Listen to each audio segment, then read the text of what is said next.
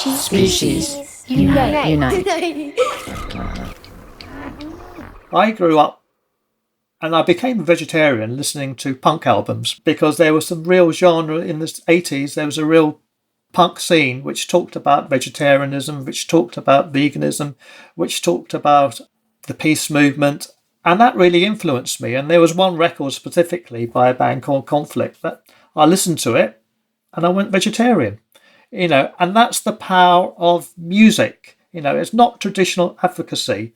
So in a way, I'm kind of paying homage to how I got into animal rights. And I want this album not to be a traditional advocacy tool.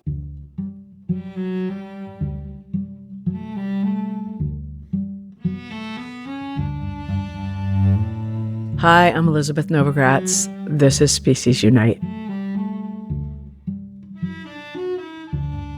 For nearly 4 decades, Gemunu de Silva has gone where almost no one else will. Inside factory farms, slaughterhouses, fur farms, laboratories, and the hidden corners of global animal industries. As one of the world's most experienced undercover investigators, his work has exposed cruelty across 6 continents, helped shut down industries and change laws, saving millions of animals in the process. But after 37 years of investigations, Gem began to realize something unexpected. It wasn't only the images that stayed with him. It was the sounds, the outcry of the animals, the hum of machinery, the clatter of metal, the silence, and the noise animals are forced to live inside every day. In this episode, Gem joins us to talk about his most unconventional project yet, Industry Standard, an album built from real recordings gathered during decades of undercover investigations. Part music, part journalism, part art. The record captures the industrial soundscape of animal exploitation in a way that no one has ever done before. This is what animal suffering sounds like when you strip away the euphemisms, the marketing, and the lies. And once you hear it, it's impossible to forget.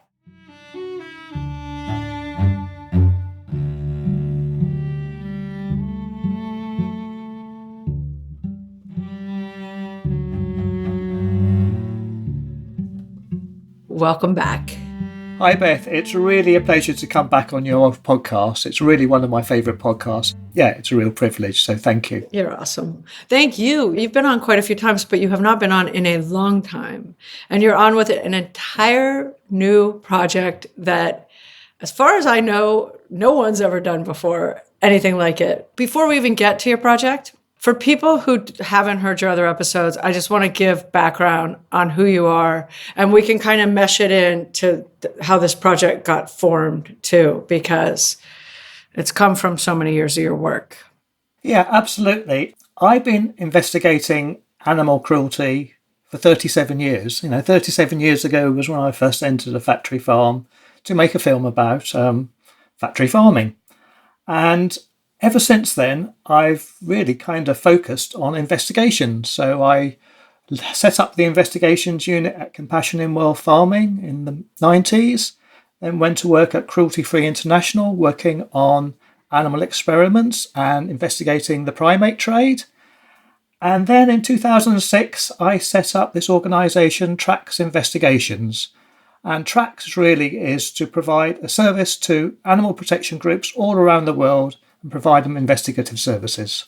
For people who haven't heard Gem's earlier episodes, one of the things that Tracks investigated and uncovered that really blew me away that it even existed in the first place was the horses in Iceland. Their blood is used and injected in pigs in the US and EU to make them on cycle, so they'll have more piglets and they'll have them at the same time. It's this crazy, horrible industry that only exists in a few countries, but it's a few too many. So go back and listen to that, and go back and listen to the episodes about horse slaughter and Gem's first episode, which goes into depth on many of their investigations, including you going undercover, Gem, in the primate trade, like capturing monkeys for testing.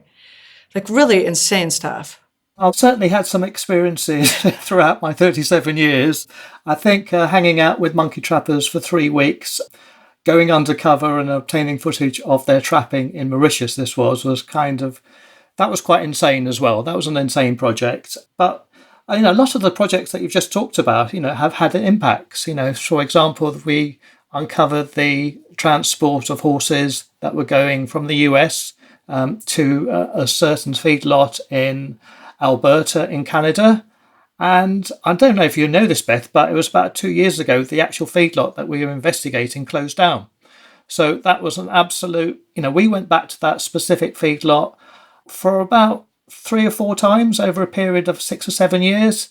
And each time they had an expose, they tried to say it was one-off, but, if you keep going back, things do change. So, that's been one remarkable thing about tracks, is that we have actually impacted change. So I think that's something that, I think we feel we can be quite rightly proud of. We've done investigations into fur farms in Belgium and France, over a period of 10 years. It's the persistence of going back to each farm time and time again.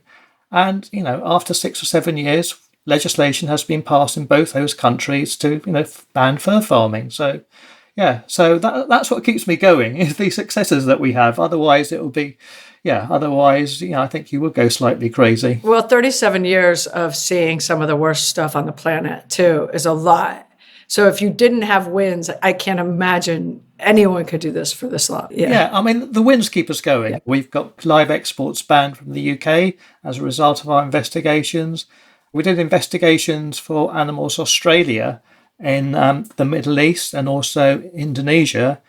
And as a result of their campaigning and their lobbying, and we're really a small part of this, we are just do the investigations. And I should say the credit goes out to a lot of the organisations that we work with that have amazing lobbying, amazing campaigning skills. And as a result of those investigations delivered to Animals Australia, live exports is going to be banned from Australia from 2028, of live exports of sheep. So, there are wins, and that means millions of animals won't suffer on 4 to 5 week horrendous long sea journeys. So these are real tangible effects that, that investigations have resulted in. And just to clarify that for people who don't know, live exports, like Gem just said, thousands of animals are put on a ship, crammed in there together. And for a month and a half, they're at sea. Right now, there is a ship outside of Turkey with thousands of pregnant cows on it, and it's stuck. And now it has to go back to Uruguay. They came from Uruguay, and as often in these things, there's problems at customs. When you've got a ship, it's actually exasperated. I've been doing the transport trade on road, throughout Europe, and you do have problems at customs border, and sometimes animals are just abandoned. In fact, one of the major things that we saw was when I was working for Compassion in World Farming in 1998, where we saw 2 shipments or 2 lorry loads of sheep just being abandoned on the side of the port because they couldn't go over, and it was horrific. It was horrific. Live exports is kind of the untold story, really, animal transport, because people don't really think about transport as being a welfare issue, but it's absolutely a major issue. I think most people are very unaware that it exists in the first place, especially like these month-long voyages on boats with thousands of animals on them. I just don't think most people know about that. And it's crisscrossed throughout Europe, and it's crisscrossed throughout the world. The Australia to the Middle East was a major route. So the fact that, millions of sheep won't be having to make that journey in the future from 2028 is a real milestone. And that is a result directly of investigations. Well done. Okay, but this is not what we're here to talk about, because 37 years you have been doing investigations and you have seen and witnessed a lot of horror. And I never really thought about this until you told me about this a few years ago. You've also heard a lot of horror. And so will you talk about your latest project and what it is first, and then we'll get into it. When you go onto a factory farm or when you do investigating animal cruelty, it's not just one sense that's attacked. It's really all the senses that are attacked. It's first of all, it's the smell. You go to a factory farm and the smell of ammonia kind of burns your eyes, burns your nostrils. And then there's a sea of suffering in front of you that you're trying to document. But there's also the sounds. And that really hasn't been documented. And they stay with me. I've been doing investigations for 37 years. And it's not just the visuals that stay with me, it's the sounds that stay with me. And so I've decided to explore my artistic phase and do an album called Industry Standard, which really lies at the intersection of art, activism, journalism, and music, and uses field recordings from the investigations that I've done as a basis for a record. When you first told me about this, I'll be honest, I was a little bit like, who is going to listen to these sounds? Because and for a project I was doing a couple years ago that we didn't end up doing, I asked him for some sounds from a pig slaughterhouse, and he sent them.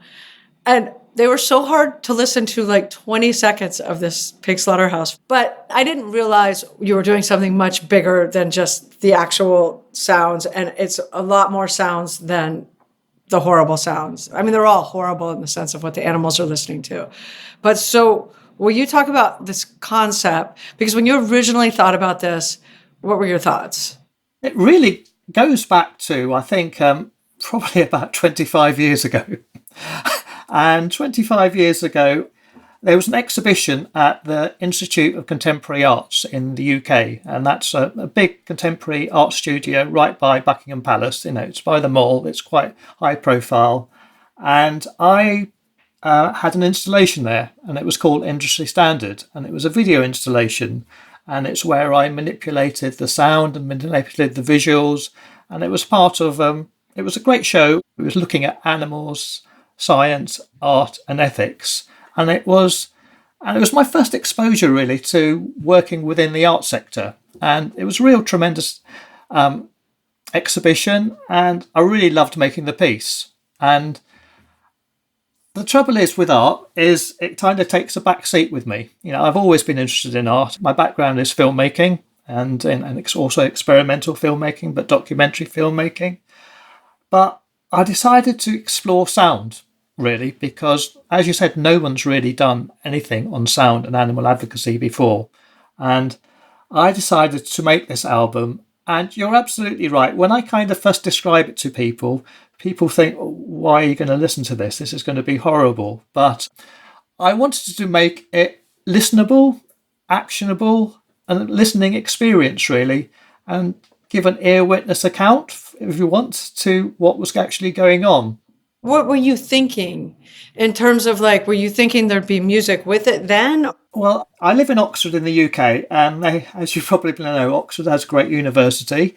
And I did a part-time course at this university on sonic art and environmental sound. And that kind of really opened my eyes to what you could do with sound. And I'd always have the idea of using sound as an advocacy tool.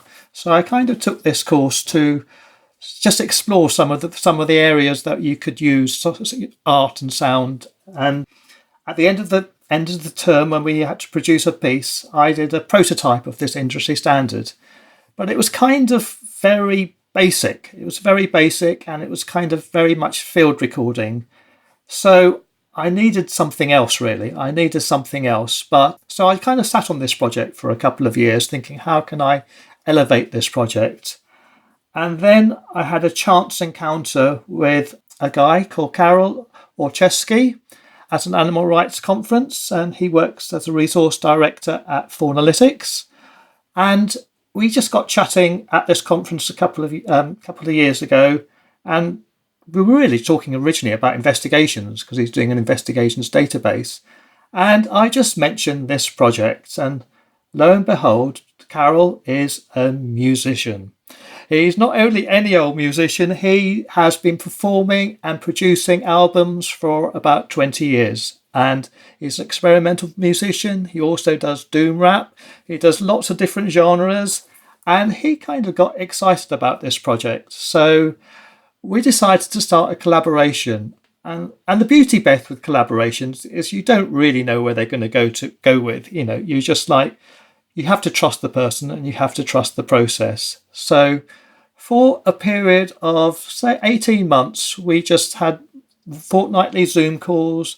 I'd send him ideas. I'd send him bits. Again, I've got an archive of field recordings. I've got hundreds and hundreds of hours of tapes, which I had to digitize.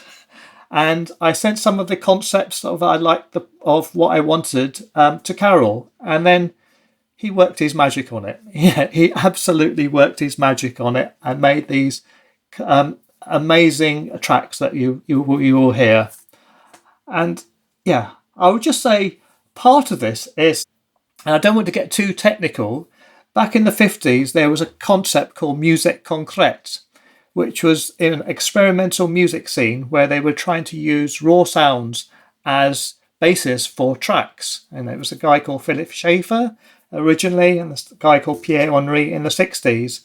And that was a real inspiration because it had been done before, but obviously not for animal sounds, that you used the raw material, but then you'd either manipulate it to make it a new musical track. So what Carol did was he looped it, he stretched it, he sampled it, and he added rhythms, he added beats. And what you get in the end, I think, is a truly listenable experience. It really opens your eyes. Oh, I've heard it. I think it's an incredible listening experience, and it's really, really good music. I was stunned because I don't think I was expecting to hear just straight up sounds of terror, because I knew what you were working on, when you sent it to me.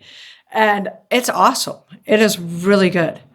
We're going to be playing parts of each track throughout this next part of the conversation so people can understand and hear how good it is and how meaningful it turned out. You really feel like it's just a whole nother level of understanding what we're doing to animals, I feel like. Well, it's called industry standard because it's an industry. These are animal industries. And when you normally hear the sounds of animals, in nature, you hear the sound of nature, the wind, the river, the sea.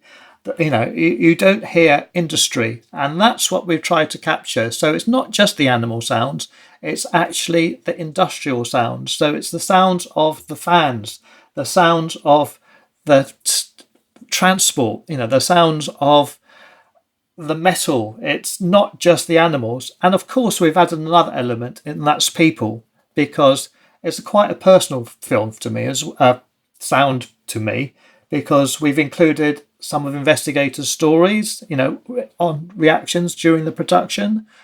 Some of my, when I actually went on a chicken farm, for example, you can hear me talk about my initial reaction.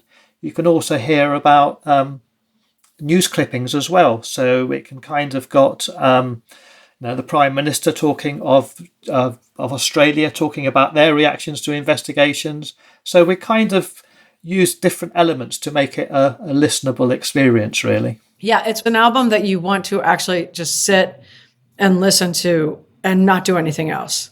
That's why it's on vinyl. I grew up on vinyl. I mean, again, that's another really important homage. I grew up and I became a vegetarian listening to punk albums because there was some real genre in the 80s. There was a real punk scene which talked about vegetarianism, which talked about veganism, which talked about the peace movement. And that really influenced me. And there was one record specifically by a band called Conflict that I listened to it and I went vegetarian. And that's the power of music. It's not traditional advocacy. So in a way, I'm kind of paying homage to how I got into animal rights. And I want this album not to be a traditional advocacy tool. I want it to reach out to people in the music world. I don't want to reach out to vegans. I don't want to reach out to, people who are already aware of what's going on. I want to be able to get this album out like I was, back in the 80s, when I first encountered it. I wasn't interested in these issues and music brought me into these issues. So that's why I really wanted to make an album. And just so I can't totally get rid of the visual world. And some of those albums back in the 80s had great sleeve notes and they had great pullouts. So this album has an 8-page booklet of some of the images that inspired the tracks and gives you some information about where the field recordings were and the number of animals used. So there is an accompaniment to it, and I kind of see it as an artifact. So they kind of go together. Yeah, the booklet's also incredible, and it's stunning. I've just listened to it before we came on air, Beth, and what I love about it, and when you've got an album, you've got to give 20 minutes each side. You kind of focus on it, and it's kind of an antidote to the streaming world, and it's an antidote to perhaps Instagram when you just look at images and just scroll on. And that's why I wanted to explore sound, because I think sound, it gives an opportunity for people to go deeper into a subject and really not just have fleeting glances of what they're seeing and scrolling and moving on. It's actually demanding attention. And I'd like to demand attention in a pleasurable way. It's an interesting listening experience, because I think you're absolutely right. If it was just screams and torture, no one would listen to it. Whereas I've hopefully made it, with Carol's amazing assistance, something that's really good. And I'm really proud of it. I love it. It's not often I think, oh, this is really good, but I love it. It's really good. So let's go through some of these tracks. Start with La Voyage. We start this story with a warning, but the issue is so important that it can't be ignored.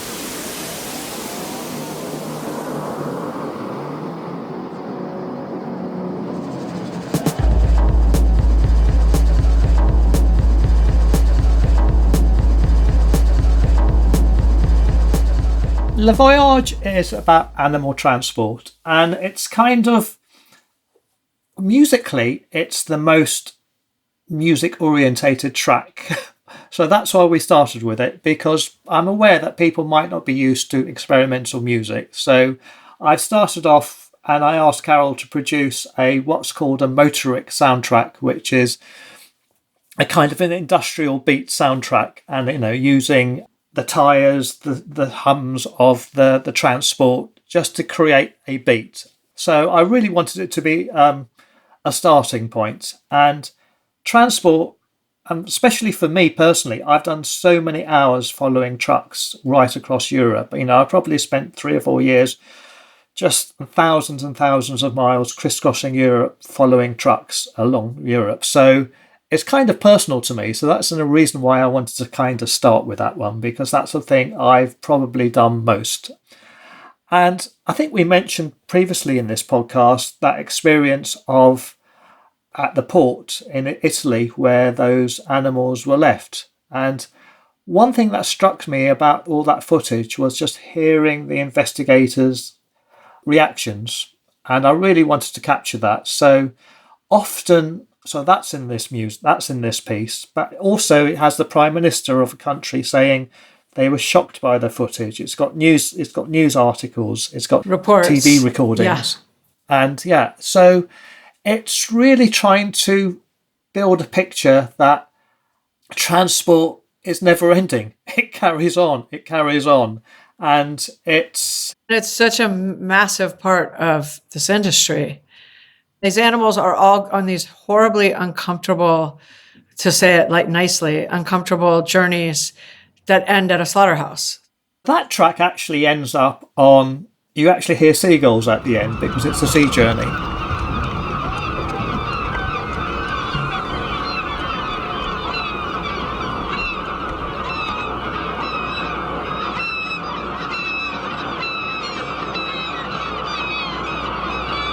And it's the sea journey. This one was a short sea journey. This was a sea journey from the UK to France. And it just denoted at the end of all this industry that you hear the sounds of freedom, but they're not the freedom of the animals that the track was about. It's other animals. So it's just a light juxtaposition of what's going on, that some animals are free and some animals are traded and transported millions of miles across, billions of animals are exploited right across the world. The next track, I don't think many people have any idea about this industry, and this one did make me a little nervous the first time when I was going to listen to it. Yeah, this track is Angora in F major, and it's from an investigation where we put hidden cameras into the Angora trade. So this is how, for Angora wool, for Angora jumper, what they do is they live pluck Angora, not Angora rabbit. They're basically ripping the fur from an Angora. And what made this track footage interesting is the person doing this had a radio station, he was listening to the classical music. And in the background was this track by Shostakovich called Angora Piano Concerto No. 3. And it just seems so incredulous that something so horrific, distressing, was happening with this jaunty classical music in the background. And we were almost thinking of keeping it as a live recording, like a field recording piece, but you're absolutely right. It was kind of too distressing to keep it natural. So we kind of manipulated and we sampled a bit of the track, and we sampled a bit of the sounds. And that's another thing with this thing. We're not trying to make people distressed. It's really important to stress that. It's to make people think, what's going on there then? What's going on there? It's like, leave a bit to the imagination, because I think that's what sound can do, really, because it leaves people's imaginations to run riot, hopefully. Yeah. I didn't find any of it distressing in the sense that I wanted to turn anything off. I knew a lot going in, right? Just for people who are planning on listening to this, it's not distressing. I didn't want to make a distressing album, because that's the last thing I want to do, because I wanted to make a listenable album, something that people would be, who would have feelings to. And I think that's where art's really important, because it's not telling you what to do, it's encouraging you to feel something. And that's the whole purpose of this album, is to make people feel something. And how they act, I'm not going to tell them how to act, but hopefully they will take it on board, some of the sounds that they've heard, and perhaps act a bit differently, or act, it's just to open people's ears up to things. How was it for you to go back through many, many years of archives and footage and listening to all of this? When I started it, I knew I had to have certain bits, because some memories, the sound still, is really evocative. For example, there's a track on the album called Torn from the Wild.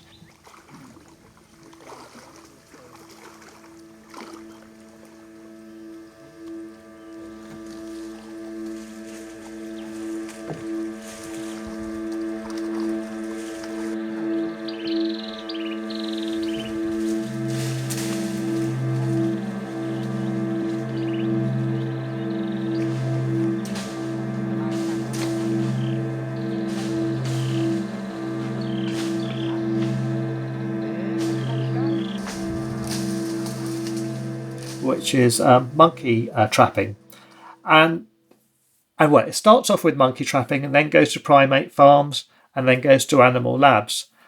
And there's one specific bit on that, on the trapping aspect, which is really evocative. It's like a plaintive, sad little monkey crying because its mother has just been caught, and it's not. Yeah, I just knew I just needed to capture that specific sound within this piece. So there were a few other pieces like that. There was a few other pieces that I knew I specifically had to get, because they have stayed with me.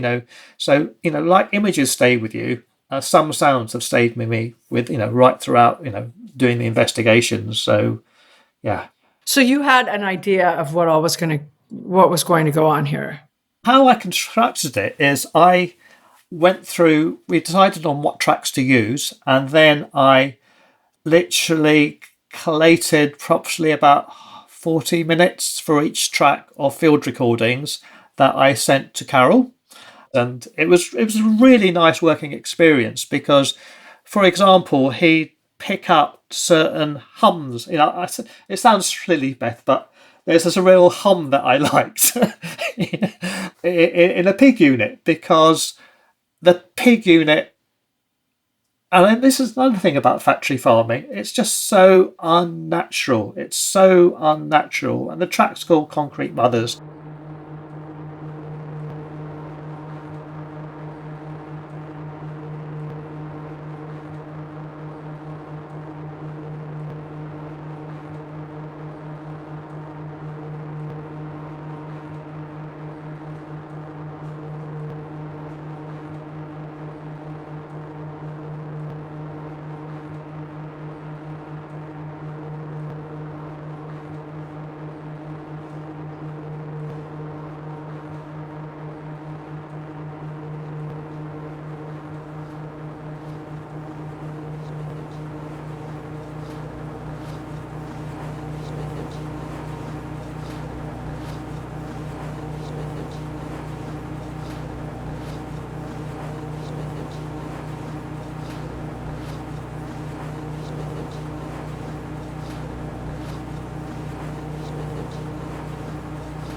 And it's because every time you go into a pig unit, it's just concrete. There's no earth, there's no sound, there's no grass, there's no air, blue sky in front of you.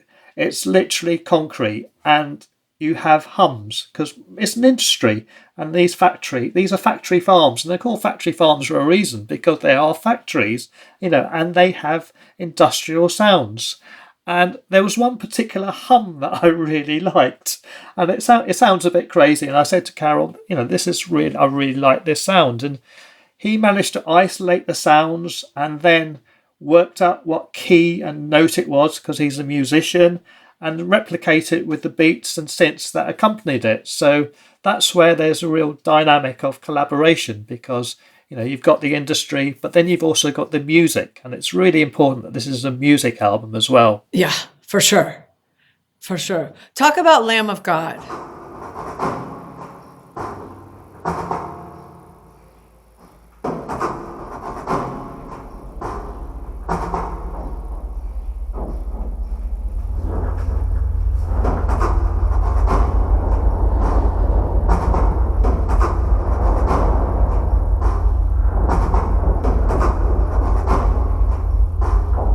So again, if I describe it, you would listen to it, So ultimately, it's about a journey through a slaughterhouse for some sheep.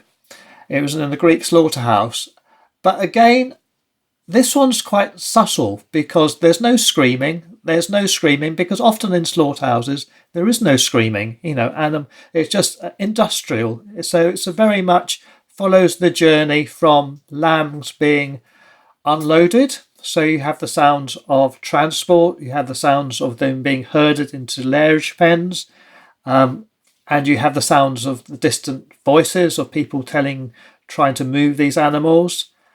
And then we move on to, I think, quite a poignant scene where we hear a lot of, and you don't know what exactly it is, but it's the clatter of a killing line, basically. So they're just shackles. So how lambs are slaughtered is they're held up by their legs and then moved along this line and then killed and stunned and killed. And you don't hear the screams, but you hear a lot of metal clacking. And so what we've done is trying to use that metal clacking, but make it a bit more poignant. And again, that's where, we have some music, we have some synths involved, which kind of gives it a sort of ethereal end to the piece. And that was the end of side one, really. It just gives you an end of a kind of reflective piece. Because, we want people to be reflective. We don't want to shock. We want people to think, oh, what have they heard? And yeah. The original metal clacking that you heard there, right? That's the kind of sound that would stay with me for life. There's something really powerful about it. It does something to you. It's always going back to industry standards, and that's why I think it's a good name, because they're industries. They're industries, and industries are metal, industries are concrete, industries aren't natural. These are factories. So it's really emphasising that this is an industrial use of animals that we're using. Yeah. These are units of production. These aren't individual sentient beings. These are units. No. And no matter how, you heard a lot of these sounds often throughout your career. Do you get numb to them ever?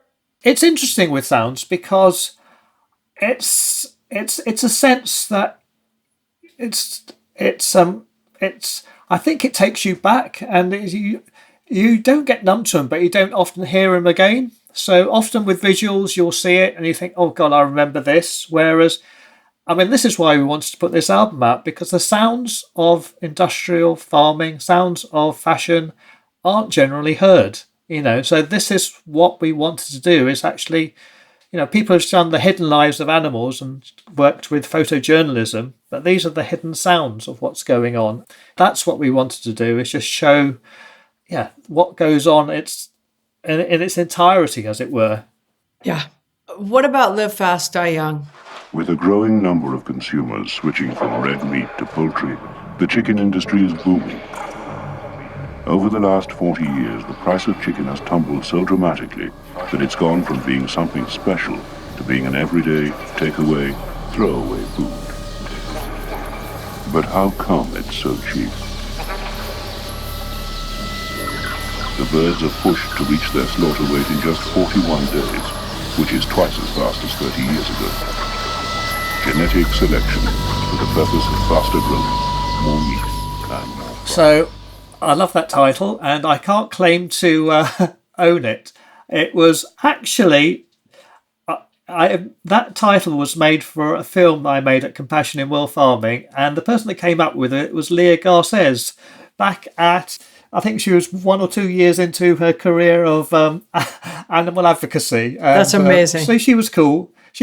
And she had thought of a great title, and I thought, oh, okay, I'm going to nick that title again for this track. I love it. Because it's so appropriate, because it's the life of a broiler chicken. And the broiler chicken lives for 41 days. That's the whole entirety. And that's why, and it sounds really rock and roll as well. Totally. It sounds like a music track. So that's one of the few tracks that has a description of what's going on to start off with. It kind of gives you something. It's kind of a voiceover. It's actually from that film, original film, setting the scene. But then we follow the journey of a broiler chicken. So our team went to China and saw these vast hatcheries, and again, major, and you can't believe, and the front cover actually is a still from that factory, because you've got thousands of chickens being debeaked, basically. So their beaks they just go round on a conveyor belt, and industrial machines taking their beaks off. And sorry, I'm going to interrupt you for a second. For people who don't know, will you explain why that happens?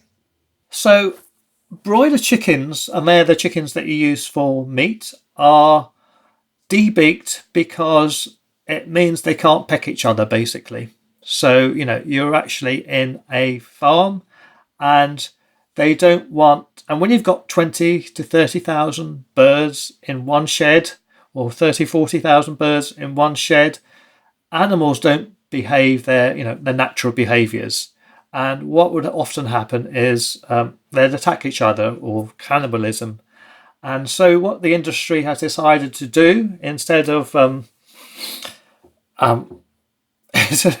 the industry has decided to do is take the beaks off the chickens so they can't peck, basically. And so what you see is these day-old chicks going around on a small conveyor belt, or large conveyor belt, and there's just industry, and it's just a sound of their beaks being cut off. And it sounds, again, it's going back to industry. It's a vast scale, and we have on this piece, it's it's a vast machine, and we have somebody saying the machine's from America because they're very proud of their American machine that's gone over to China, that's revolutionised their industry. We have the sounds of the broilers when they were young, and then we follow it through to the factory farm, when they're in the sheds, and then we have interludes where that's where I come in and talk about some of the reactions that I've seen actually on the first-hand reactions, because one of the farms I went to was supposedly what they called a farm assured farm, food that you could trust, food that they're proud of. This is what the industry has said, and it was horrific. It was horrific, and so it has some reactions to that, and it also has some reactions to American free-range farmer talking about the industrial chicken and what their reactions or what their thoughts are about the industrial chicken. So it kind of uses lots of people's reactions. So that track I like because it talks, it has people and it has animals and it has the industrial sound. And I think the more people listen to this and get curious about it, also, the more they'll learn about what's really happening as well. I think that's the purpose of this album. This album's not for your animal rights audience, really.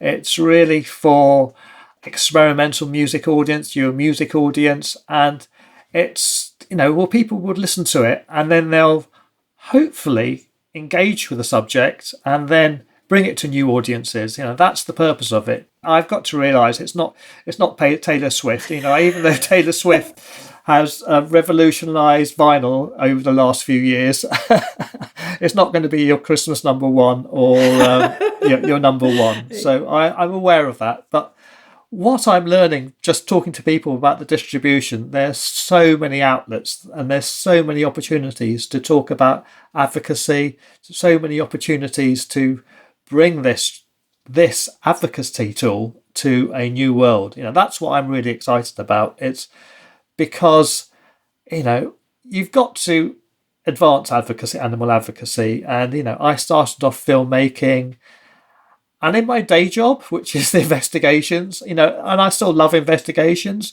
and I work with some great organisations, but I really wanted to explore something different with this project because it's not been done before. I'm absolutely certain it's not been done before. You've had seminal albums listening to albums before. For example, I think you had on your show somebody talking about in the 1970s whale sounds. Somebody did an album of whale sounds and how that album kind of ignited the Save the Whale campaign. That album actually saved the whale. Literally saved millions and millions of whales because it all of a sudden introduced the world to the fact that whales could sing. And therefore, after centuries of having zero empathy for whales, humans changed their tune and realized that, oh, wait, they can sing. There's more to them. And it started major campaigns to save whales. So no pressure then on this album, but I really hope it has an impact that, that's an unusual impact, that it breaks through, into the music world. It breaks into, the sonic world, the art world, and as I mentioned, I think it does lie at the advocacy, at the intersection of art, advocacy, journalism as well, and music. It's really quite hard to pigeonhole, but I think it lies at the intersection of all those specific genres. Yeah, I think so too. I do. There's a couple more tracks that I want to talk about. First is Cage Variations.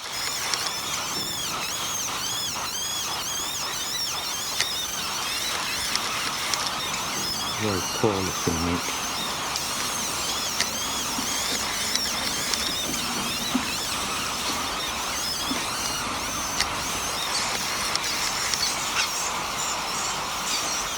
So, Cage Variations, it's about life on a fur farm. And in a way, this is a hopeful story because these were investigations that I did in France and Belgium, where we investigated 49 fur farms, throughout those countries. And as a result of those investigations, fur farming was banned in both countries.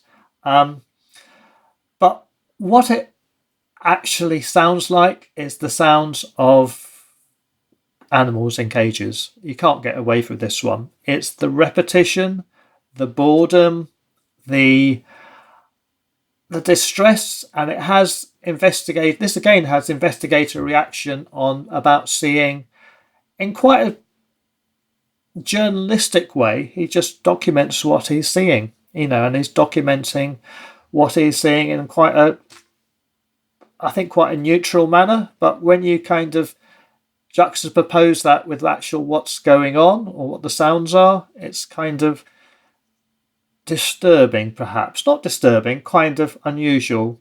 We also have industry spokesmen talking about how wonderful their fur farms are. So yeah, it's a contemplative track.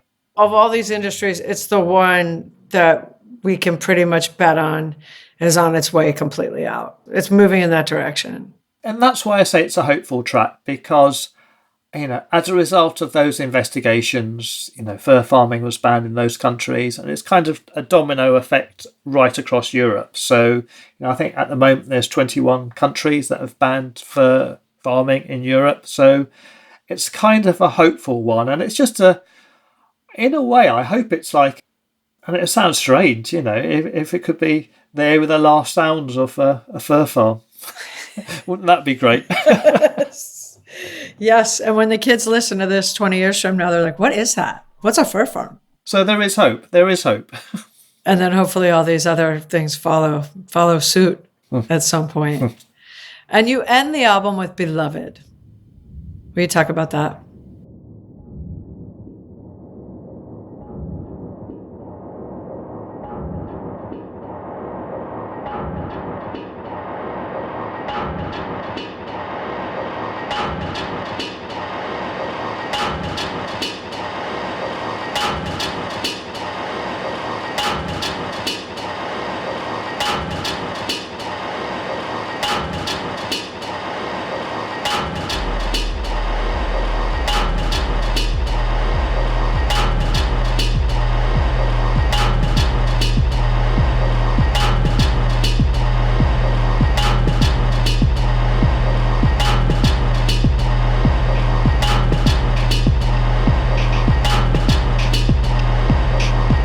So, Beloved. We started the album, with a musical track, and we kind of end the album with a musical track as well. And it's got a beat. And Beloved is about, and again, if I mention right at the start what it's about, you'll think I don't want to listen to it. It's about the dog meat trade in Vietnam. And so we've investigated this trade for a number of years for a couple of organisations. And the purpose of this track is just to show, and the title of the track is Beloved, it is try to ask ourselves why we favour one animal and don't think about another animal. Because often when the organisations I've worked with put posts up, you'd get horrific reactions to the dog meat trade, and there seems to be some dissonance regarding other animals which are used for fashion, for use for food. So it's really that's why I want to end with it. It's just to make people think about the track. So it starts off with beats, basically, because the metals of cages of animals in the dog meat trade are often transported on lorries, just like pigs, cattle, sheep. They're put in crates, and these crates make noises when they're loaded up, and so we kind of uses the crates, so you don't really hear the animals or dogs at all. And we finish on the track because, and it is the last track, and this is one bit I would say there's probably about 15 to 20 seconds at the end, which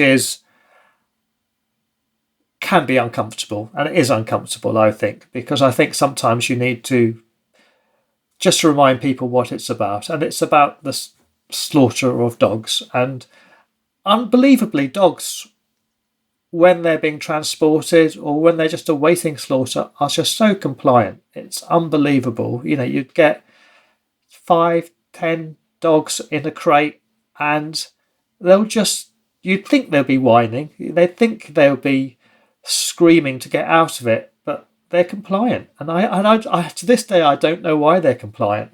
I really don't know. But when they're taken out of those cages to be killed, that's when you hear a scream. And so I wanted to finish the album just at the end with just about the reality. And that's, I'd say, throughout the whole listening experience, that's the only bit that I would think might be a bit difficult.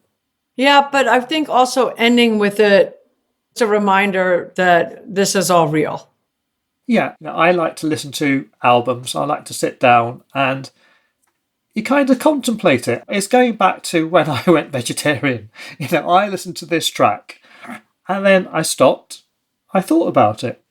And, just there was a bit of space at the end to think about something. And I think that's why we put it at the end. It's just to have it enable people to think about it at the end and think about not just the dogs, but everything that they've heard beforehand. So it's kind of, yeah.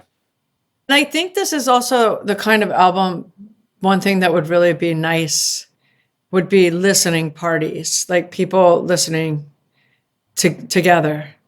I mean, it's really funny you say that, Beth, because I've got a friend who runs a record label, and he contacted me yesterday and just said, hey, this would be really good at a listening party. Are we going to organise one? And I think this will be absolutely the way. So again, and we're going to organise one, and it's again, with a record label, and it's with, it's a music event. So it's not an animal rights listening party; it's a music event, or an experimental music event. So absolutely, I mean, there's lots of advocacy ideas that I have with this, and listening parties is certainly one, because then you'd be able to just gauge people's reactions and then talk about it. And we're also looking at exhibition spaces, because I think this would work really well in exhibition spaces where you've got either a darkened room. I've been to some exhibitions where you've just had a total audio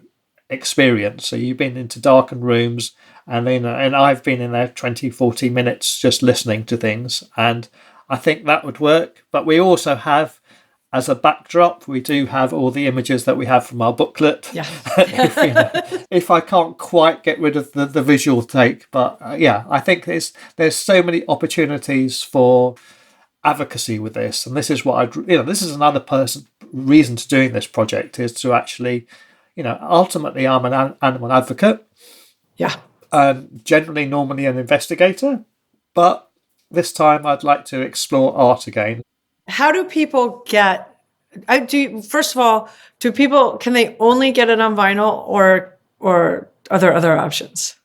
So this album is out on our website. You can buy it on our website, www.tracksinvestigations.org, or via Carol's Bandcamp page, Gnostic Front Bandcamp. It's also available on normal digital outlets, on Spotify, Apple Music, and all streaming platforms.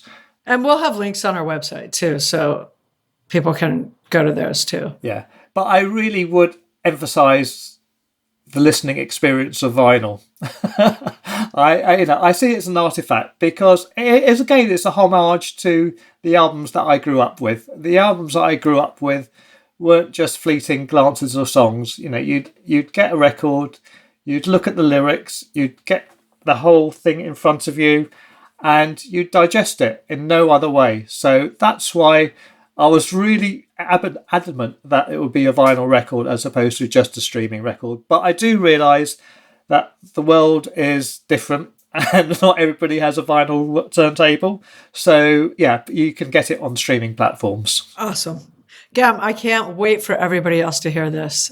There is a real movement for having arts advocacy. I'm really excited about it. And It's not often I'm really excited about a project that I've done, but this one I really think is kind of unique. It is. It's unique. No one's done it before, and I really hope it has the impact that I believe it can do. Me too, and I think it will. Well, thank you for today, for this album, and for 37 years of undercover investigations. It's awesome. Thanks, Beth. That's been really pleasure speaking to you.